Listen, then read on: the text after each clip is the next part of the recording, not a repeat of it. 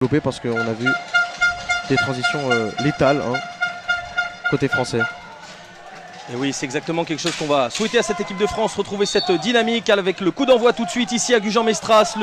Et c'est bien ici, premier réflexe, on cherche de la latérale et c'est très bien. Ici, en une touche pour Léo Antunes qui peut rentrer, fixer le gardien espagnol. Oh, ça passe pas loin. Première action très dangereuse côté français ici avec cette action en deux touches. Voilà, c'est exactement de ça dont on va avoir besoin là côté français offensivement. Tir frappé, Valère Elbois du casque. Deuxième balle italienne, mais ce sera une récupération de balle avec Gabin Rémy ici. L'équipe de France tout de suite. On trouve Antonin Clergeau qui va fixer à l'intérieur, qui rentre. Oh, il y a contact et c'est pénalty. Bien joué, très extrêmement bien gagné. Et c'est ça. Franchement, le pas en avant qui a fait la différence. Et c'est ça, on va revoir tout de suite cette action, cette transition menée par l'équipe de France. Une passe de Gabin Rémy tout de suite, relance rapide pour Antonin qui rentre et qui vient chercher à passer l'épaule, qui trouve le contact, le numéro 2 italien qui, voilà, dans un excès d'engagement, fait chuter Antonin Clergeau. C'est ça, de toute façon, c'est malheureux, mais pour un arbitre, c'est extrêmement difficile. Il voit un joueur italien qui revient à fond, un joueur français qui tombe. Et à voir là si justement cette zone sous la barre va être exploitée. Et faire le vide là, faire le vide, souffler, se mettre dans sa bulle, visualiser la cage. Allez Alex, c'est le moment. Belle défense, allez, deuxième balle ici pour Alex Louchard. Ah, super belle défense du gardien italien ici qui prend le meilleur sur Alex Louchard. Malheureusement, cette action qui ne permettra pas à l'écart qui prend sa chance. Et là, il faut revenir. Ah, c'était... Ouh là là là là là là là là. Heureusement prêt pour continuer de presser, être efficace dans cette position haute défensive. Adonis ici. Ah, dommage le contrôle là, il y avait peut-être quelque chose à jouer. Ça donne une transition là. Et attends. Et on l'avait dit, ces pertes de balles ici à la moitié de terrain, elles peuvent être létales pour l'équipe de France. Et ici sur cette perte de balles, l'équipe d'Italie qui prend l'avantage 1-0 ici à Gujan-Mestras. On le voit, perte de balle du numéro 8 français. Et derrière, une conclusion parfaite, une finalisation parfaite de cette équipe d'Italie. On le disait tout à l'heure, le contrôle a été fait face au jeu. Tunes peut-être.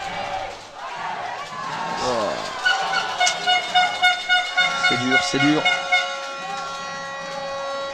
Il y avait de l'idée encore une fois dans cette finalisation.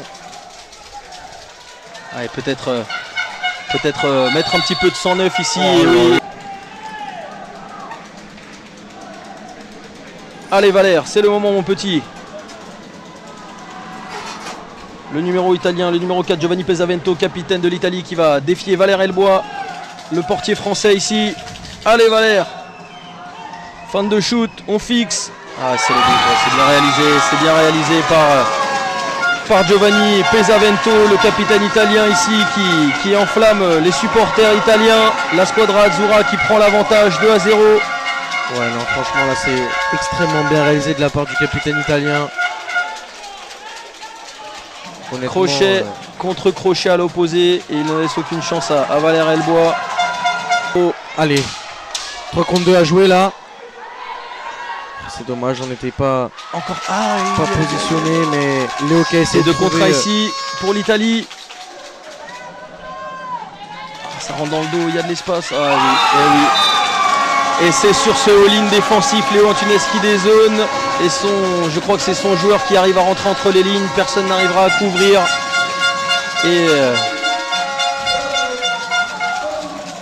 malheureusement, ouais, c'est ce qui arrive quand on essaie d'un peu risquer le tout pour le tout.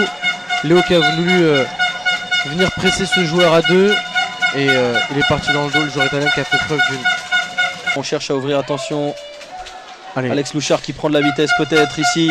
Faut tenter. Il arrive à... Et contact ici. Et ce sera un bleu supplémentaire pour l'équipe de France. Bleu pour le numéro 4, Timeo Lanelli. Ah ouais. Allez Valère.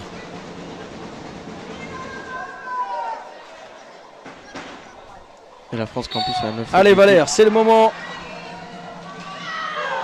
Voilà, et ça trouve la barre ici. Attention, pas de France à la réception aussi. Et pas de carton bleu cette fois.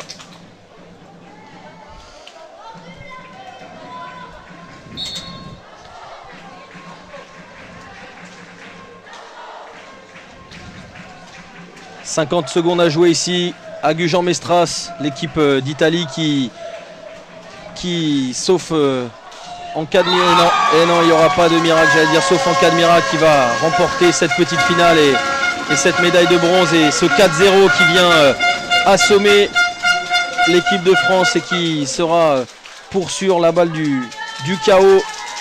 Après c'est difficile hein, parce que cette équipe de France elle avait tenu et on sent là qu'il y a de la fatigue, de la frustration. Il y a de la fatigue, de la frustration parce que forcément après cette montée en puissance, si on l'avait dit, hein, cette équipe de France qui a tout donné pour monter, qui a travaillé quotidiennement, belle passe et voilà, et on se récompense ici quand même, on se récompense, ce sera quand même sur cette action une passe de Léo Antunes qui avait suivi, Alex Louchard qui rentre, on voit le ralenti. Exactement. Inversion ici, il se retourne, Alex qui rentre parfaitement dans le dos, une reprise parfaite pour tromper le portier italien, Matteo Davanzo. Ça ne changera, j'en suis quasiment sûr, pas l'issue de ce match, mais l'équipe de France qui ouvre quand même le score et qui terminera avec une note positive. Ouais, ça montre en tout cas que cette équipe de France, ça récompense, on va dire, toutes les occasions qu'elles ont eues dans ce match. Ouais. Bien évidemment, récompense qui est pas à la hauteur de ce qu'ils voulaient, je pense. 10 secondes à jouer, la squadra Azzurra qui gagnera cette petite finale, cette troisième place. On se bagarre ici, on essaie quand même de récupérer la balle. Dernière occasion italienne, mais ça ne donnera rien.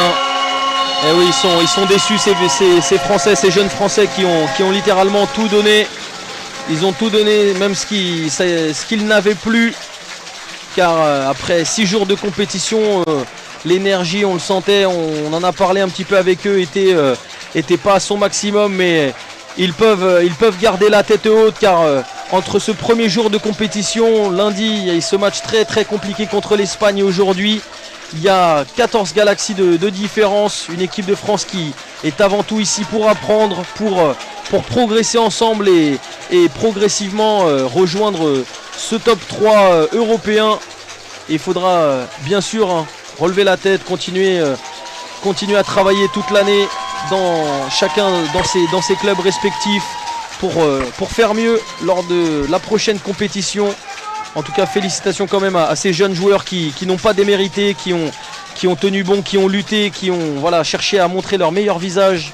Victoire 4-1 de l'Italie qui s'impose contre la sélection française et qui remportera du coup cette médaille de bronze. Ouais, comme tu l'as dit, hein, une équipe de France qu'on a vu évoluer là tout au long de cette semaine, qui montre un visage